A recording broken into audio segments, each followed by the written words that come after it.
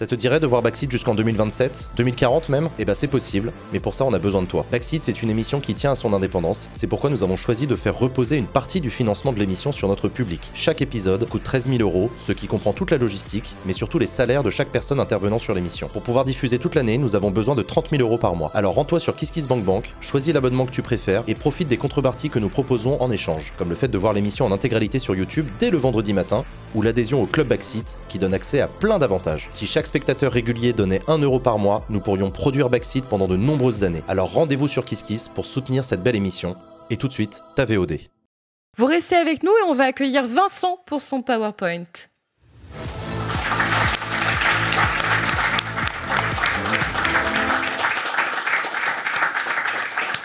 Bonsoir, bonsoir. Salut Léa. Vincent. J'allais souhaiter la bonne année à tout le monde, on est le 1er février, donc Ah non, c'est mort. débrouillez-vous en Ouais, fait. Enfin, non. je veux dire, voilà. Tu peux, mais je pense que tu auras un mauvais sort. Ouais, mais c'est ça, c'est ça. Alors je branche, on a eu des gros soucis techniques les dernières fois, donc là je vais brancher, on va voir si ça marche. Le producteur m'a dit qu'il serait très déçu si ça marchait pas. Attention, on a mis les moyens, hein, donc j'espère. On a fait 2 tests. Les gens qui étaient là un peu avant l'émission, ils ont vu normalement. Normalement ça marche, normalement c'est bon, on a tout ce qu'il faut. Est-ce qu'on a un retour écran normalement? Ouais. Je pense que c'est bon. S'il vous plaît, la régie. Suspense. Oui. Oh. Merci. Si un jour on m'avait dit que j'allais faire applaudir parce que j'ai réussi avec la régie et une grosse équipe technique à brancher mettre un câble PowerPoint sur un grand HDMI. Non, Ma mère est fière, je pense, chez elle. On la salue d'ailleurs. Alors, on la salue toujours. Ce soir, alors, évidemment, je vais parler d'un sujet qui est assez différent. Je vais même faire un gros pas de côté par rapport à mes sujets habituels. Je vais vous parler d'un domaine dans lequel vous m'imaginez pas forcément. Je parle pas des relations sociales où j'exècre évidemment, mais bien du jeu vidéo. Alors oui, vous allez me dire, mais n'importe quoi. Le mec, il a jamais touché une manette, il confond FPS et SPM. Enfin, d'où il ose parler. Enfin, c'est n'importe quoi. Eh ben, détrompez-vous. Sachez que je suis un giga gros gamer. J'ai quelques archives sur mon Instagram personnel pour vous prouver ma légitimité en tant que gamer, voilà, puisque c'est le terme. Donc voilà, je pense que j'ai fait taire quelques belligérants qui ont rage quit le chat. Je vais pouvoir passer à mon sujet. Donc ce soir, ça c'est réglé. Je vais vous parler donc de jeux vidéo et surtout d'un jeu vidéo qui fait beaucoup parler de lui en ce moment. Il s'agit évidemment de Palworld.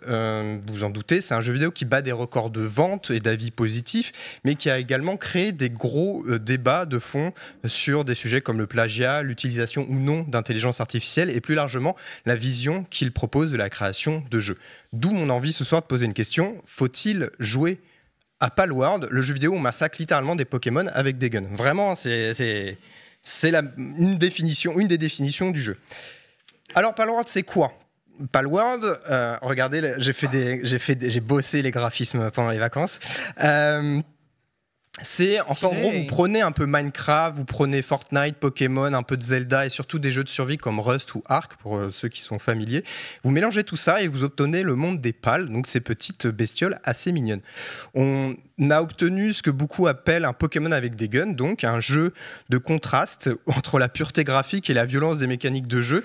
Et en image, ça donne ça. On a une vidéo.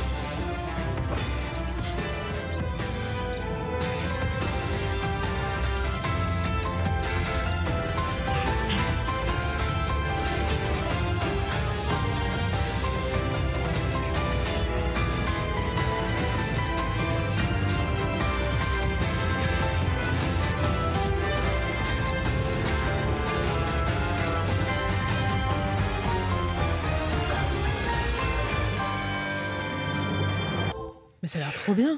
Les fans de Zelda auront reconnu un petit élément à la fin, je pense, ça a fait rire quelques personnes. Alors forcément, quand un jeu comme ça sort et qui n'est même pas totalement fini encore, et qui coûte seulement 30 €, bah, ça attire du monde, et ça attire notamment les joueurs qui sont les fans de Pokémon, qui sont très déçus par les dernières versions du jeu. Et résultat, 19 millions de joueurs pour un jeu publié donc en accès anticipé et il n'y a même pas 2 semaines. Il est sorti il n'y a même pas 2 semaines.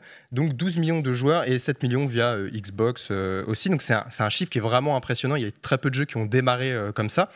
Sauf que le jeu, comme je disais, il a débarqué avec son lot de polémiques et de soupçons, et il est vite devenu difficile de distinguer le vrai du faux autour de sa création, et notamment il y a des accusations de plagiat, car comme il y a beaucoup d'autres jeux qui existent déjà, ça saute aux yeux, il y a des ressemblances entre certains Pokémon et certains PAL, c'est assez évident, hein, même si on n'est pas trop familier de Pokémon.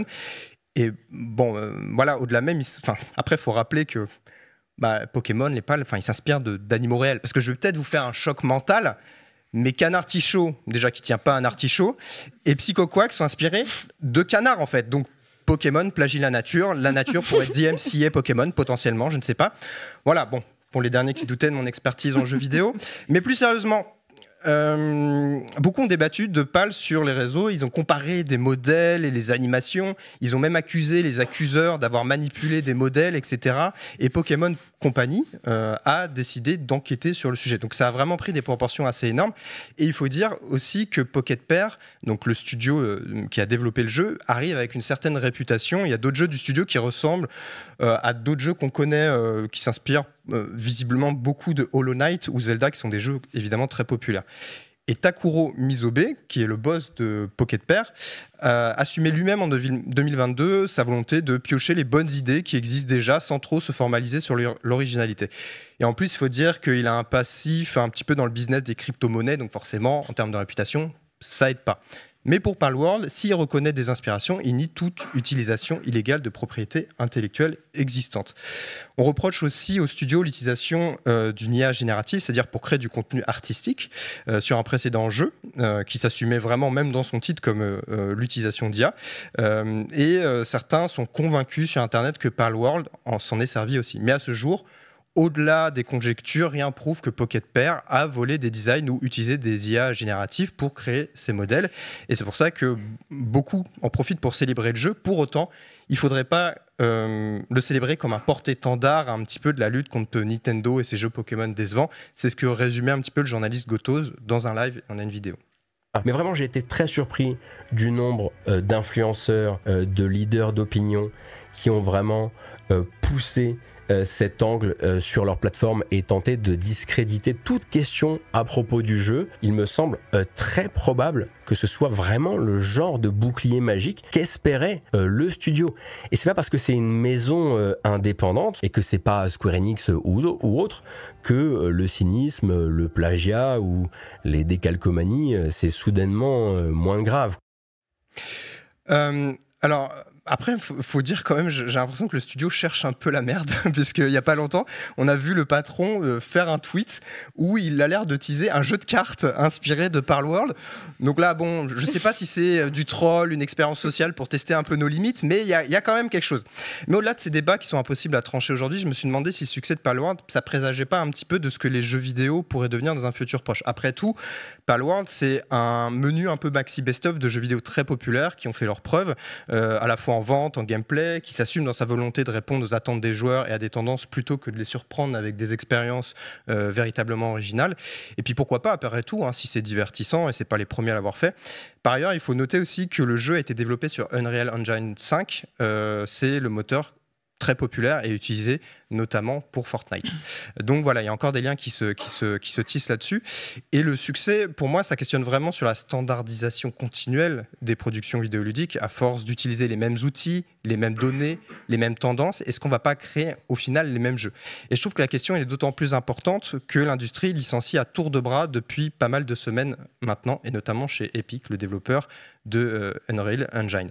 Et pour avoir une piste de réponse, j'ai contacté Esteban Giner. Il est docteur en sciences de l'information et de la communication. Il travaille sur le jeu vidéo. C'est vraiment une tête, vraiment une vraie tête. Et il a notamment travaillé sur les polémiques de l'industrie. Et il a écrit un article passionnant sur le capitalisme tardif et les gros guns de Palworld. Et je lui ai demandé si ce jeu présageait de quelque chose de plus large. Et il m'a envoyé un vocal parce qu'il est jeune et branché. Voilà.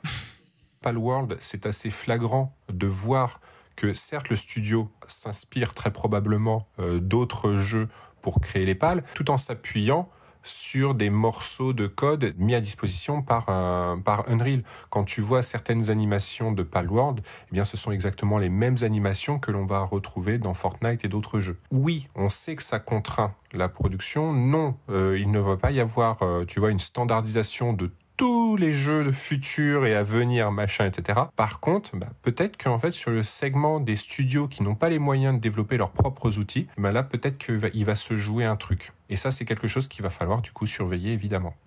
Ce qui est d'autant plus cocasse dans ce contexte, c'est que le jeu lui-même revendique une vision assez sombre du productivisme, l'exploitation capitaliste des bestioles comme un élément de gameplay différenciant.